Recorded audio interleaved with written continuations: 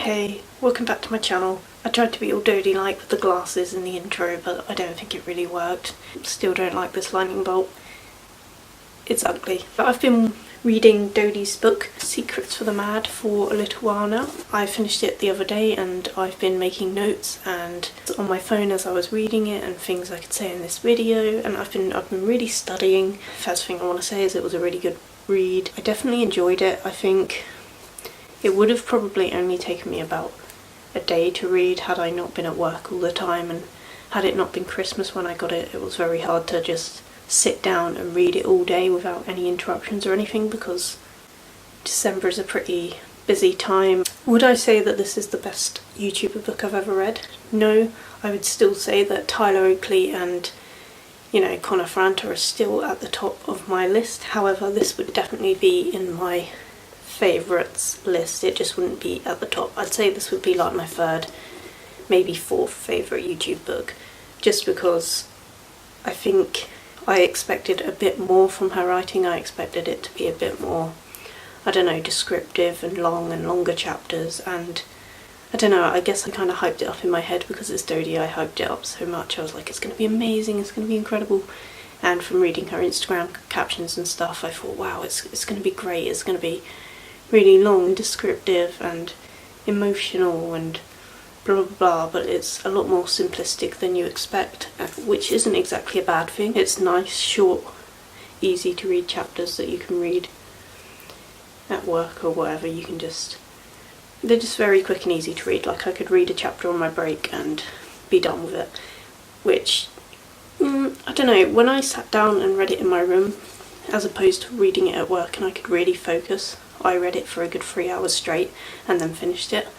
So I do think it's a good read and it does hook you in. I think just the way that I read it might have kind of faltered my experience a little bit because I was reading it in chunks rather than just sitting down and focusing. I think I would have enjoyed it more and it would have been more of an experience had I have just sat down and focused solely on the book, if that makes sense. The cute little pictures and stuff inside, they really helped with the experience. Usually I don't really like when, they have little bits like this in books, like with the letters and stuff, but actually I found it quite interesting because you could see the way that her mind was working in the times that she's talking about. I mean, for example, there's one page, I think she was talking about insecurities or something, and she'd written how much she hated herself or something, and she had a diary entry and it just helped you see into how she was feeling at the time. Yeah, you know what I mean, it kind of helped with the experience. So I made some notes about some things that I either related to or I thought would be important for me to include. She talks about depersonalisation, which I don't personally have an experience with, really. I've never been diagnosed with it or anything like that, and it's something that I can't really understand. However, there was one part where she said something and I kind of can connect to it, and I have had that feeling, which I didn't realise I had. So she says she was looking in a mirror. I think she said she was on an aeroplane and she was just going to the toilet and there was a mirror next to her and she looked in the mirror, and I wrote here, looking in the mirror and feeling like you're looking at a stranger, alive but not alive. And I've definitely had that feeling before, funnily enough, mainly in bathrooms, don't know why, where I've sat down and I just start thinking about the world and I just start questioning everything, and I'm like, are we real? Like, I've spoken to my sister about this and she's like, yeah, I get this too. Like, where you start thinking about things too much and too deeply, and then you kind of mindfuck yourself and you're like, am I real? Am I even here? And then you look in a mirror and you're like, you just stare in the mirror for like God knows how long, and suddenly time is not a thing and you just stare in the mirror, but it's like you're not looking at you, you're looking at someone else. And I can't even explain it, but the way that she said it in the book, I was like, damn, I've actually had a moment like that quite a few times in my life, and I thought that was just something everyone had when they start to think about like the world and shit. I thought it was just a normal thing. I'm not saying I suffer with it all the time like she does. I can't imagine having it all the time. When you put it into perspective, and when she said about that story about looking in the mirror in the bathroom, and me and my sister have spoken about it all the time, when we get these small little moments. It'll only be for like 5, 10, maybe 20 minutes at a time I'll get these small moments, and it's like hardly ever, it's just like every now and then. But I can't imagine feeling like that day in, day out, from the moment you wake up to the moment you go to sleep, I don't think I'd be able to handle it. So I definitely feel more compassion towards depersonalisation and the way that she feels all the time. And she also described it quite a lot as being drunk all the time, which would be awful because, I mean, don't get me wrong, being drunk is amazing. Otherwise, I wouldn't drink, but the feeling of being drunk all the time, no. Like, if you've ever been drunk, you will understand how awful that actually would be if you were drunk constantly, like, feeling like you're not really there, but you are, like, you're not really taking things in, but you are, like, I can't even describe it, but she described it so well in the book, and that really helped open my eyes and made me relate a little bit to her, and I do feel sorry for her now. Like, whenever she talks about depersonalisation in her videos, I don't really understand it, so I'm like, not unsympathetic, but I'm just like, I don't get it.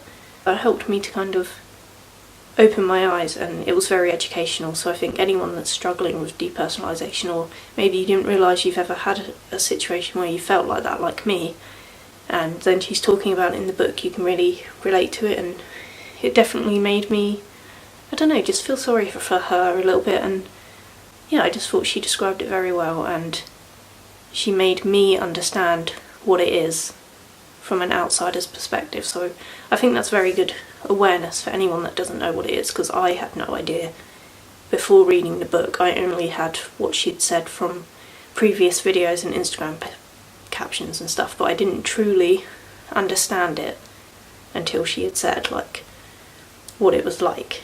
Am I making sense? Am I rambling? Probably. She also wrote a chapter about drinking, which I clearly felt was important to put in.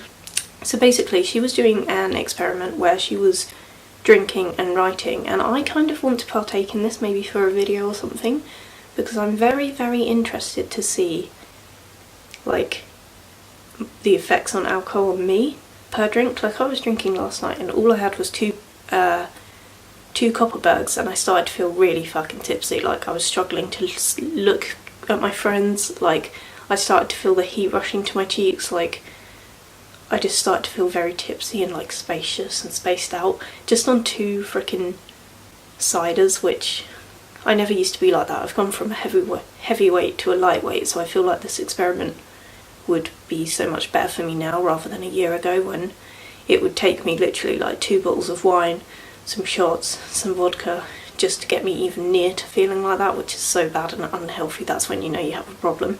So I am happy that I'm a lightweight now, because it means that I've grown and I'm not quite so reliant on alcohol. But I think this experiment would work really well with me now.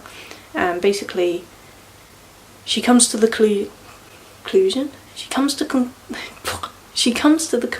that 3 drinks is enough. She writes very well for someone drinking. Like, I kind of want to try that as well, writing as well, not only in video, but I want to see the effects of my writing skills on alcohol. Like, it was very interesting to read. I think on the first try that she did it, she actually ended up falling asleep and not being able to write, so that would be me completely. She talks about the need to have more despite making you feel worse.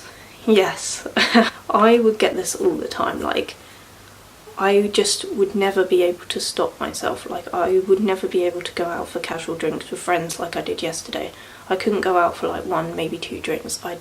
Once I'd had one, I would have to full on, like, get wasted, otherwise, I don't know, I don't even know why. Like, I just couldn't stop. Like, I'd be like, one more, and I'd just keep going until I was literally paralytic and throwing up. And I wouldn't stop, even when I'd be like, okay, I'm very clearly drunk right now. I don't need more to be drunk because I am drunk. I'd still go to the bar and get more. And I don't even know why or what the reasoning was behind it, but I would do it all the time, and I'd drink too much. It's true, like, you drink more even though you're going to feel worse in the morning, you're going to get worse. I can't describe or explain why I would do it. I think the main reason was because once I had a problem, I would drink and drink and drink and feel like nothing was affecting me, so I'd just keep drinking and drinking, and then it would all hit me at once. But then even when it had all hit me at once, I would still drink. So I can't really tell you why I would do that, like, rationally. I can't. But it was just something that I related to a lot, and I think a lot of young drinkers would relate to. Just becoming very reliant on alcohol to have fun and to socialise. It's very hard as a teenager / young adult. If you're in the UK, you can drink at 18. It's very hard for you to socialise and to meet up with friends without having alcohol involved, which sucks. And I'm so glad that I'm able to just go for casual drinks now, and I can stop myself. Like, I have one drink and I'm like, whoa, too much already. That's it, like, I'm cut off, I've had enough, I'm having a good time, I don't need any more because I'm just going to get worse and make a fool of myself and feel horrible in the morning, so I might as well stop it here while I'm having fun. So yeah, I'm pretty sure she spoke about that too, how she's able to, like, not go too far anymore. And she had one part in the book where she was describing, like, how it feels the night off, the night after? The morning after, when you can taste the tobacco in your mouth and you dread going on your phone because you're going to have all these drunk messages and drunk Snapchats and things, and I have that dread every time I go out clubbing. I'm like, oh god, and then I check my phone and I've drunkenly messaged, like, a guy from a few years ago that I used to have feelings for, and I've messaged a few friends, I love you, like, you guys, I love you guys so much. And I don't think I've ever messaged anything too much that I've regretted, because they kind of just find it funny or they brush it off. And when I'm drunk, I tend to be very loving, so anything I'm messaging people, it's just like, it's not really regretful because it's my true feelings, it's just I'm saying it because I'm drunk. But I definitely do regret it and dread it in the morning when I look at my phone and I go on Snapchat and I see, like, a snap of me in bed naked, like, woo, like, the cover's on me, of course. I remember this one very vividly. I was in bed and I'd been, like, I think it was my 22nd, and I just snapped myself laying in bed. But I still regret it because I was like, oh god, that is very clearly a drunk snap. Like, why? Why? She describes very well what it feels like the next morning and why people kind of fall out of love with going clubbing and stuff. And she kind of says how you should be careful and stuff like that, and I don't know, I just found that chapter very relatable. She talks about society and how it views drinking. In the UK, I'm pretty sure she touched on this, it's very much like a social norm to be getting wasted out of your face all the time. And, you know, it says here friends influences as well, like, that's very true. Like, your friends might not mean to, but they're very like, drink, come on, drink. Like, you feel the pressure to drink, to have fun, and if everybody else is drinking, you're like, fuck it, why not, I'm gonna do it too. You know, I've pressured people into drinking, I've had friends pressure me into drinking. It's just the way society is, and I think that that's why so many people have a drinking problem in the UK, most likely, because it's just very normal in society. And she talks about that, and yeah, I just thought that chapter was very relatable, and I think everyone should give that chapter a read, especially if you're young, because you do get caught up in the like clubbing scene, and I definitely did for a few years. It's only been recently where I've calmed down and matured and been able to kind of stick to my limits and not end up throwing up and passing out. We'll see how that goes because I'm going out next weekend, but I'm hoping I'll be responsible and not a mess. Because I know my limits now. I know when to stop. Even when I'm drunk, I'm like, I know this is too much now, I'm going to be responsible. Because it's just not worth it, trust me, it's not worth it. The stories are all fun to begin with when you're young, but when you get to my age, you don't want to be doing that anymore, just chill out. Here I've just written a random quote? Why can't I talk? Quote. And it says, if you tell the world you're beautiful, it will believe you, and then you'll start believing it too. Talking about how she was wearing makeup at school to hide her spots and blah blah blah, and how now she's confident in her face and stuff. I definitely did that. I had such an acne problem at school. I would try and wear makeup, but I'd still feel ugly. I've spoken about this in videos before. Like, I hated myself at school. Like, I truly hated looking in the mirror and blah blah blah. And I felt the, I guess, pressure from other girls to look pretty and to be wearing makeup, and it just never worked for me. Like, I never looked good even when I was wearing makeup, in my opinion. Now as an adult, I can, like, I went to work the other day without makeup on and I felt fine. and I had a spot on my face and I didn't care, because it's like everybody gets spots, and other people don't think about it as much as you think. They're more caught up in the way that they look than the way you look, if that makes sense. Definitely related to that a lot, and I think anyone young should read that. This quote I wrote down just because I think it's so true, because I used to believe that I was ugly and stuff, and I'd get bullied and called ugly and stuff by family members, by people at school. I used to get bullied so hardcore for my looks, and as an adult I just started to feel more confident because I was surrounded by better people, because I started learning how to actually do makeup, and just because I was growing up and I got in a happier place mentally, so I felt better about myself, and the more confident I felt, the more attention I would have from guys, and friends would be telling me I was pretty and stuff, and I just thought, wow, why am I suddenly attractive? It's not that you're suddenly attractive, I truly believe it's the way that you think about yourself and the way that you present yourself. If you truly walk about with confidence and feeling like you're pretty and feeling like you look amazing, I think that everybody else will see you that way too. And I think that it's not even a theory, I think that's completely true. Like, I've seen it happen, it's completely true. If you believe that you are a confident, amazing person, everybody else will too. This one's going to be a touchy one. She also talks about her abusive relationship, where he was shouting and he was controlling, but it was never like physical abuse, so she never saw it, and because she was so like in love with him, she never saw through his abusive, toxic behaviour, but everybody else in her life did, like friends, family. They like warned her, they told her he wasn't good for her, they could see the signs but she couldn't. She was convinced that there was nothing wrong, that it was a normal, healthy relationship because it was her first relationship and she was young. While I don't personally relate to this, how do I word this? I relate to this, but not because it's happened to me, that's all I'm going to say.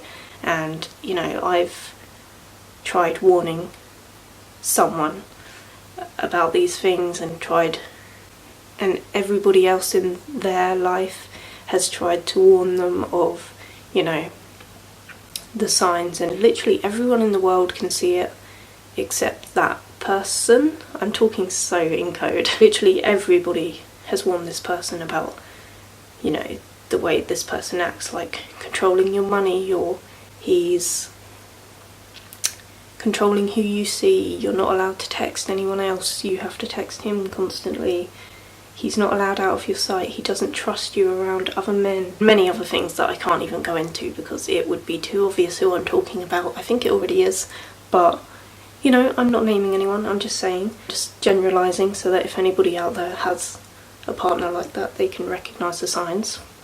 But it's very hard to do when you're in love and it's your first relationship, and I'm glad that, in a way, selfishly, I've been able to see that, so I don't think I would ever fall into that trap. I hope, but you never know, because liking someone does crazy things to your brain, and I've definitely had experience with that, so I can see how you can see someone only perfectly because you have feelings for them. So it's a hard situation on the victim's side and on everybody else's side. Do you get what I mean? I'm rambling so much. This is a hard topic to go into, but I just really appreciated this chapter and related to it so much, and I thought that it was one that was definitely needed, and I respect her for being able to talk about it and admit that she was wrong in the past by not listening to the people around her, and by giving the message out to younger girls that certain behaviours aren't okay. And maybe if someone's looking up to her and reading her book and they're in that situation, they might rethink things. And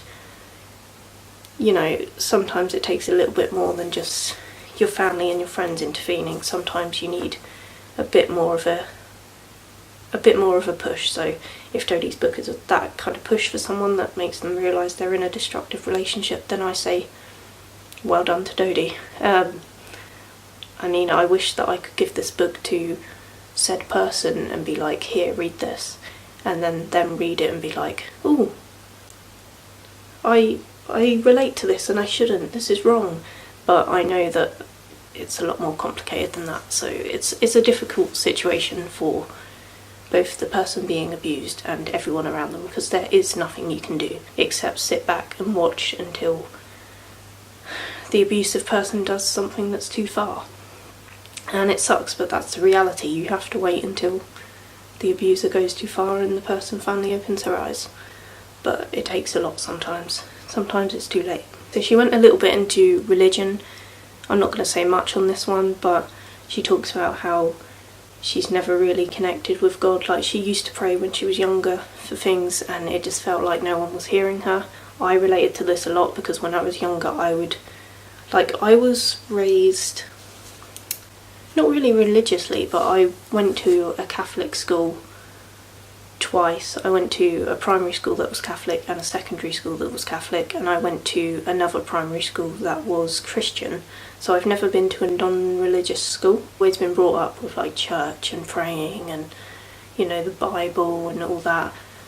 But I've never, despite all of that, I've never felt any kind of connection to it. I've never felt like God is real, or I've never had that kind of waha moment where I'm like, yeah, I connect to this, like, he is around me, he is helping me.